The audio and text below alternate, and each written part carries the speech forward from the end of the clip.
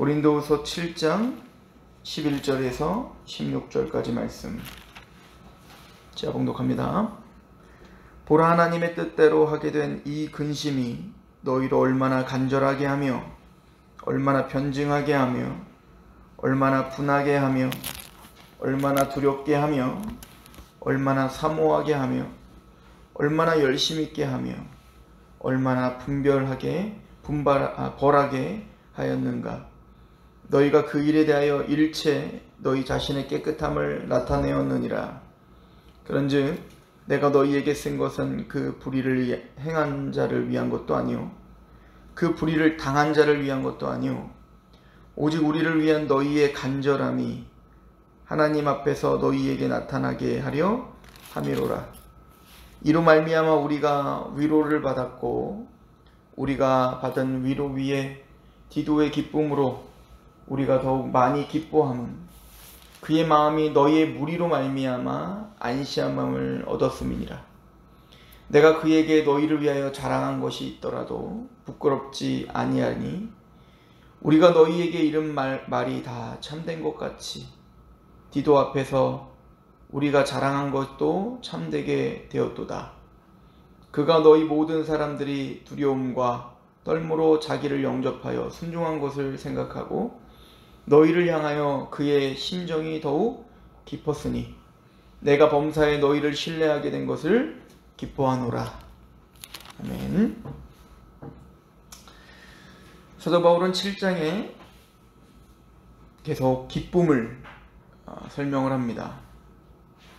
사도 바울의 고단한 사역의 과정 속에서도 사도 바울의 위로가 되고 기쁨이 되는 것은 하나님의 말씀을 타협 없이 증거한 그 열매가 드러날 때 사도 바울은 그 길을 달려갈 힘이 생겼던 것 같습니다.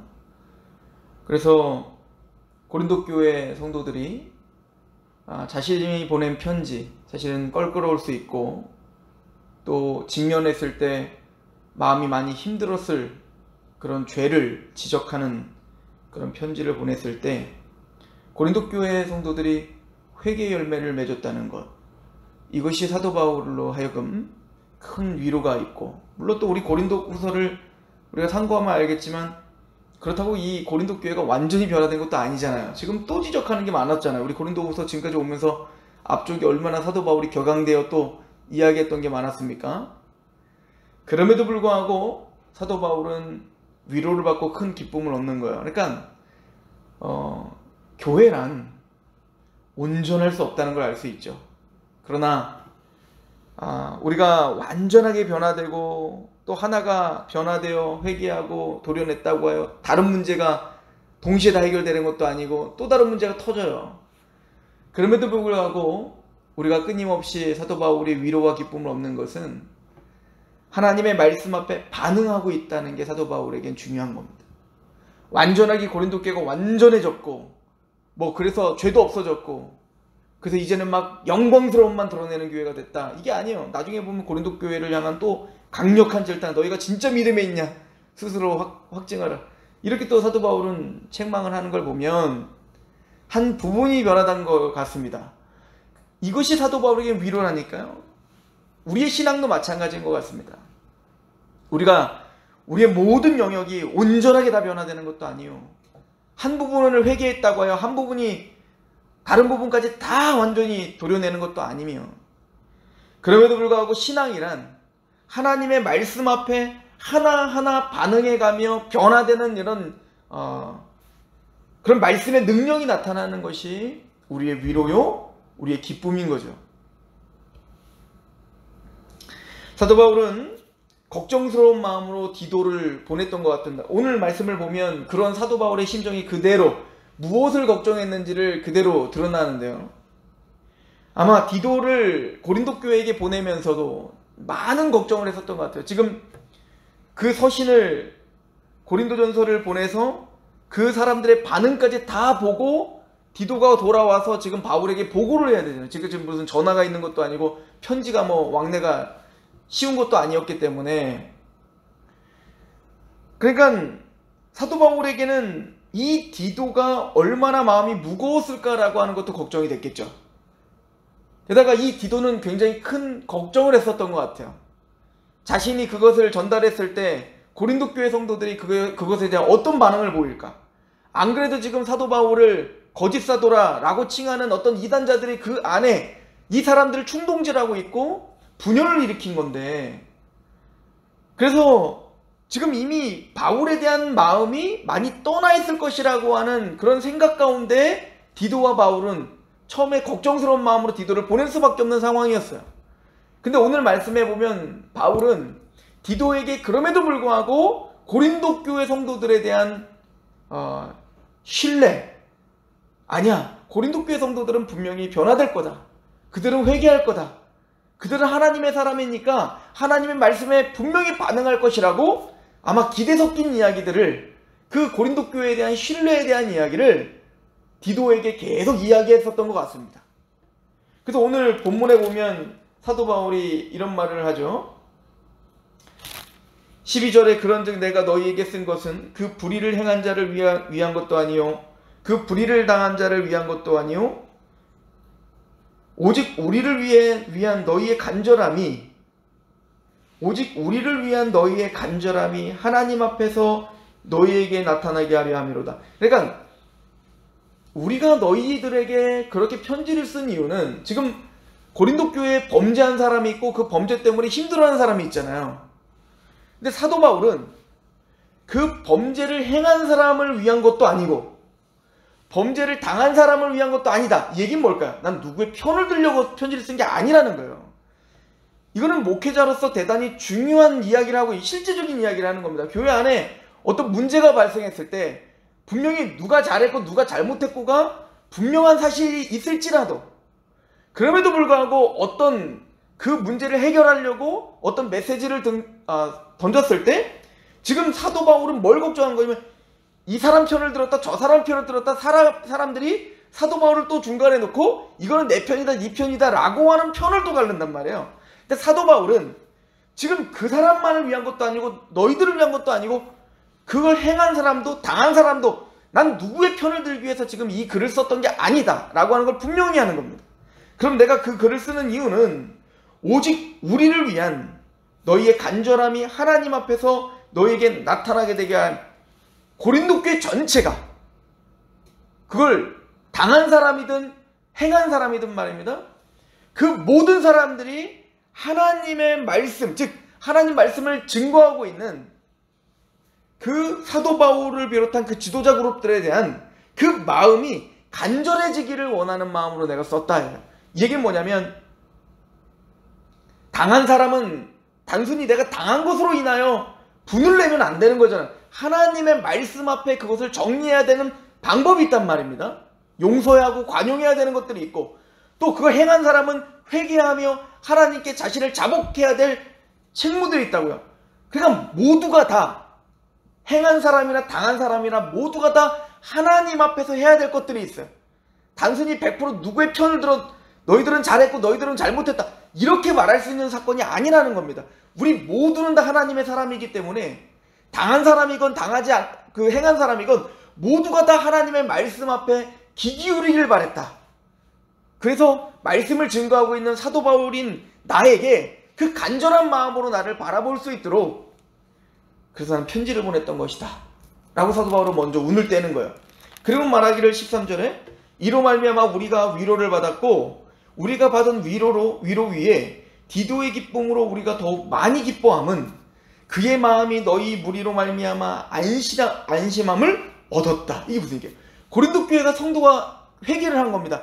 사도 바울의 바람대로 고린도 교회 성도들이 당한 자나 행한 자나 모두가 다 말씀 앞에 반응을 하기 시작한 거예요. 그것으로 인하여 디도가 그제서야 안심을 하기 시작한 겁니다.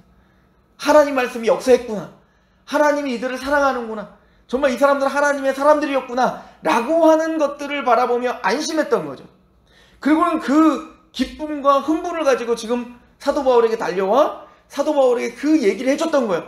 진짜 하나님, 사도 바울 하나님께서 고린도 교회에게 역사하셨고 그들이 다 그렇게 하나님 앞에 바르게 반응했나이다, 이것을 이야기했던 겁니다. 그래서 사도 바울은 이렇게 말하죠. 14절에 내가 그에게 너희를 위하여 자랑한 것이 있더라도 내가 부끄럽지 않는다. 그러니까 사도 바울은 그 고린도 교회에 대한 자랑을 디도에게 했었던 거예요. 그들이 지금은 비록 그렇게 분열하고 있지만, 그들이 지금 비록 실수하고 있지만, 그렇게 비록 범죄했었지만, 그들은 하나님의 사람이고 복음에 반응하는 사람이고 말씀의 사람들이며, 그렇게 디도에게 끊임없이 너희들을 자랑했다. 하나님이 그들을 어떻게 만들었고, 하나님 그들을 어떻게 선택했고, 그들을 어떻게 부르셨고, 그들이 각자 있는 처소에서 하나님이 그들에게 행하신 그 은혜와 그들을 붙들고 있는 그 하나님의 놀라우신 주권이 무엇인지에 대하여 설명했겠죠. 근데 이제 그것이 부끄럽지 않다. 디도에게 내가 너희들에 대한 자랑을 디도에게 이미 한 것에 대하여 나는 이제 부끄럽지 않노라. 우리가 너희에게 이른 말이 다 참된 것과 같이 디도 앞에서 우리가 자랑한 것도 참되게 되었도다. 즉 사도 바울이 고린도전서를 쓰면서 너희들에게 말했던 그 모든 말씀은 하나님의 계시다. 그래서 모든 것이 참되다. 그 하나님의 내가 너에게 말한 말씀이 다 참된 것과 같이 내가 디도에게 고린도 교회를 자랑하고 고린도 교회에게 역사하시는 그 하나님의 놀라운 그 섭리와 주권을 자랑한 것은 참되게 되었다. 지금 사도 바울이 어떤 심정으로 뭘 걱정했고 뭘 기뻐하는지 이해 가시겠습니까? 디도에게 보내면서 얼마나 걱정스럽게 또 근심하며 가는 디도에게 아니야, 고린도 교회 성도들이 얼마나 하나님의 사람인 줄 아는가? 지금은 나를 지금 대적하는 것 같지만 그렇지 않아. 오해가 있을 뿐이야. 하나님은 그들을 붙잡고 있고 그들은 하나님 말씀을 사모하는 사람들이야. 그 자랑이 헛된 것이 아니었어. 그 자랑이 옳았다는 거, 참되다는 걸 증명이 되었구나. 왜? 너희들의 뭐가 나타났으니까. 회개의 열매가 나타났으니까. 그런 15절은 말합니다. 그가 너희의 모든 사람들이 두려움과 떨므로 자기를 영접하여 순종한 것을 생각하고 너희를 향하여 그의 심정이 더욱 깊었으니. 이건 무슨 얘기입니까? 디도가 돌아와서 그들이 그 사도 바울의 편지를 받고 그들의 반응은 어땠냐면 사도 바울의 사신으로 온, 사도 바울의 편지를 들고 온 그 디도를 향한 마음이 두려움과 떨므로 자기를 영접했다는 거예요.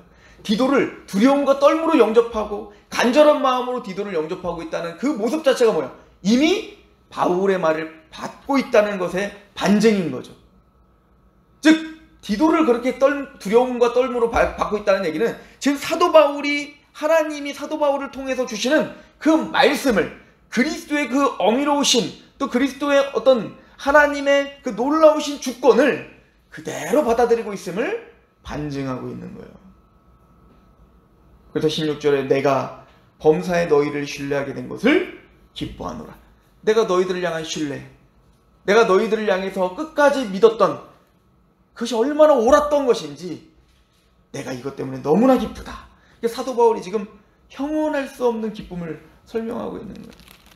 그러면 참된 하나님의 뜻대로 하는 근심은 후회할 것이 없으니 구원에 이르는 회개를 이룬다. 세상의 근심은 사망을 이룬다. 세상의 근심이 아닌 진짜 하나님의 근심, 우리가 하나님의 말씀 앞에 서서 죄 가운데 통곡하며 애통하는 하나님이 주시는 근심은 도대체 뭘까? 오늘 사도 바울은 하나님이 주시는 근심, 지금 디도를 통해서 확인하고 바울이 기뻐했던, 그래 너희들에겐 정말 진짜 하나님이 주시는 근심과 회개가 일어났구나 라고 하는 것을 보면서 이렇게 기뻐하고 있는 건데, 그러면 하나님이 주시는 근심과 회개의 증거는 뭐냐 이거야. 사도 바울 오늘 7가지의 열매가 드러난다라고 이야기하는 거예요. 참된 회개란 하나님께 하는 근심이 세상이 주는 근심이 아니라 하나님이 주시는 근심이라고 하는 열매가 나타나는데 그게 7가지예요. 그게 11절에 나오는 겁니다. 보라, 하나님의 뜻대로 하게 된 이 근심이 너희를 얼마나 간절하게 하며 얼마나 변증하게 하며 얼마나 분하게 하며 얼마나 두렵게 하며 얼마나 사모하게 하며 얼마나 열심 있게 하며 얼마나 벌하게 하였는가. 7가지예요. 간절, 변증, 분하게 하고 두렵게 하고 열심히 사모하게 하고 열심히 있게 하고 벌하게 하는 거예요.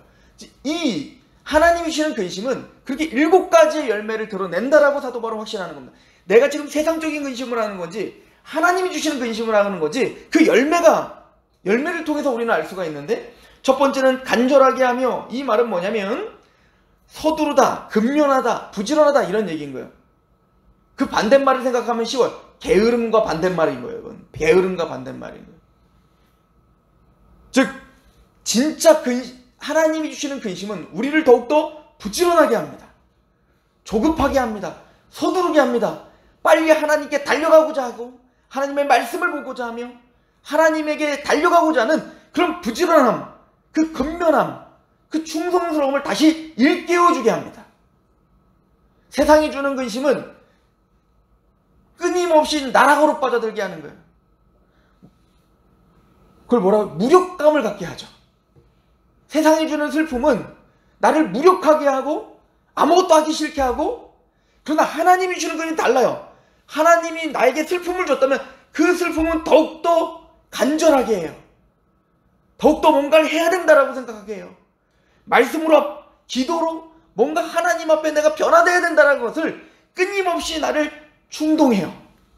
이게 하나님이 주시는 근심의 특징이에요. 두 번째는 변증하게 하며. 사실 아포로기안 이런 단어는 변호하다 이런 뜻인데, 이건 단순히 내가 이런 죄를 졌어요 라고 나 스스로를 막 자기 변증을 한다는 얘기가 아니라, 이거는 앞에 서서 나의 것을 이야기한다는 얘기인 거예요. 즉 반성하고 사과한다는 얘기인 겁니다. 가만히 있지 않습니다.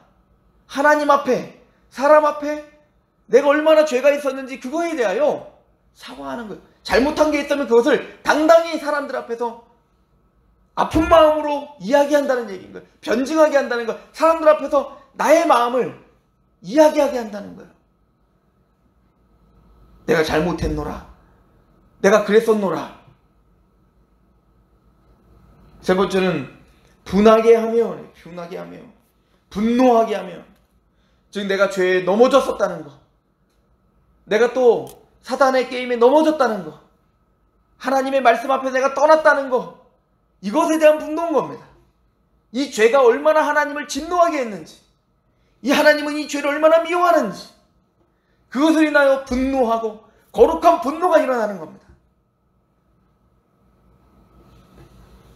네 번째는 두렵게 하며, 그래서 하나님에 대한 경외심을 이야기하는 겁니다. 하나님이 나를 바라보고 계셨고 그 하나님의 말씀에 얼마나 확실한 것인지, 그 말씀에 대한 경외심이 생기기 시작하는 거예요. 다섯 번째는 사모하게 하며, 강한 애정과 또 진지한 어떤 소망을 갖게 한다는 거예요. 사모하게 하는 거예요. 하나님의 은혜에 대한 갈망, 하나님의 말씀에 대한 갈망, 단순히 내 죄를 분노하고 내 죄가 너무 싫습니다, 이걸로 끝나는 게 아니라, 그래서 하나님의 은혜밖에는 나는, 하나님의 은혜가 아니라면 나는 아무것도 할 수 없습니다라고 하는 하나님의 은혜와 하나님에 대한 그 갈망, 그 간절한 소망, 그 사모함, 또 사도 바울을 빨리 만나고 싶은, 하나님의 그 은혜를 더욱더 알고 싶은 그런 사모함이 생기게 합니다. 그리고 여섯 번째로 열심 있게 하며 라고 말합니다. 이 열심, 즉 열정을 갖고 더욱더 하나님 말씀 앞에 찾고자 하며, 또 하나님의 말씀 앞에, 또 하나님의 사랑 앞에 끊임없이 달려가고자 하는 그런 열정을 갖게 하고 열망을 갖게 하고, 마지막으로 벌하게 하며. 이 벌하게 한다는 얘기는 에크디케네인, 즉 이 얘기는 뭐냐면 원수 갚음, 응보적 형벌 뭐 이런 뜻인데, 즉 공의로운 의식이 생기는 거예요. 하나님의 공의로 판단이 서는 거예요. 이제는 하나님의 의로움과 하나님의 거룩함에 대한 판단이 서는 거예요. 옳은 건지 그른 건지에 대한 판단이 서서 이제는 하나님의 공의 앞에 서서 그렇게 나 자신을 바라볼 수 있는 그러한 분별이 생기는 거예요. 즉 세상이 주는 근심은 끊임없이 무력하게 하고 자기 영혼을 죽이게 하는 근심이에요. 그러나 하나님께서 허락하시는 근심이란, 하나님의 역사라는 근심이란 선한 열매를 드러낼 수밖에 없게 하는 근심이에요. 더욱더 하나님을 사모하고 달려가게 하는 열심이 있게 하는 근심이며, 자기의 죄를 바라보며 공의롭게 자신을 바라볼 수 있는 눈을 보지만 그것이 단순히 자기를 무력하게 난 아무것도 아닌 존재입니다 라고 하는 것이 거기서 끝나는 게 아니라 더욱더 하나님을 향한 근명과 하나님을 향한 간절함과 부지런함과 열정을 불듯이 일어나게 하는 것이 바로 하나님이 주시는 회개의 열매인 거예요. 고린도 교회는 바로 그 열매가 드러난 겁니다. 그래서 사도 바울은 기뻤던 겁니다. 주저앉아 무력하게 가만히 대적하거나 가만히 앉아있는 것이 아니라 그 회개가, 그 말씀이 역동적으로 그들을 역사하여 그렇게 하나님을 향하여 진리를 향하여 힘있게 달려나가게 했던 그 하나님께서 허락하신 그 근심을 사도 바울은 또한 배운 거예요. 세상이 주는 근심은 우리를 무력하게 하고 우리를 가만히 있게 하며 하나님과 멀어지게 합니다. 세상이 주는 근심은 끊임없이 자기에게 집중을 하게 해요. 그러나 하나님이 주시는 근심은 끊임없이 말씀과 하나님에게 초점을 맞추게 해요. 그리고 말씀과 하나님에게 집중하게 하는 근심은 반드시 그 하나님의 관용과 은혜와 사랑 앞에 자유함을 주며 더 나아가 하나님을 향한 건전한 열심이 갖게 우리를 견인합니다.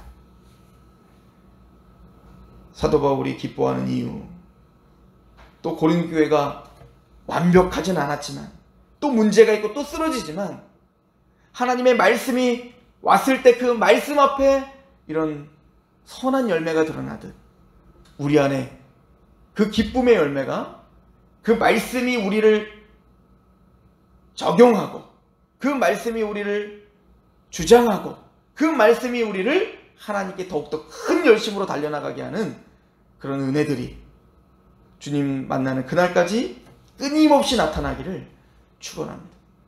기도하겠습니다. 하나님 아버지, 너무나 감사합니다. 우리가 매 순간 넘어지고 쓰러질 수밖에 없고 회개하며 돌이키지만 또 다른 곳에 넘어질 수밖에 없는 연약함을 고린도 교회를 통해 배웁니다. 그럼에도 불구하고 사도 바울이 마음을 다해 기뻐하며 위안을 얻었던 것은 말씀에 반응하고 있다는 것이며 하나님께서 주신 그 근심으로 간절하게 변증하게 하고 분하게 하고 두렵게 하고 사모하게 하고 열심히 있게 하며 벌하게 하는 그 선한 열매들이 드러나는 것으로 기뻐했던 것처럼 우리가 그 신앙의 길을 달려나갈 때 또 쓰러지고 넘어지겠지만 그럴 때마다 하나님의 말씀에 반응하며 그렇게 하나님께서 주시는 선한 근심과 그 선한 회개로 인하여 선한 열매가 드러나는 우리가 되게 하여 주시고 그 과정을 통하여 우리가 더욱더 하나님을 향한 부지런함과 성실함과 간절함이 살아나게 하시옵소서. 예수님의 이름으로 감사하며 기도합니다.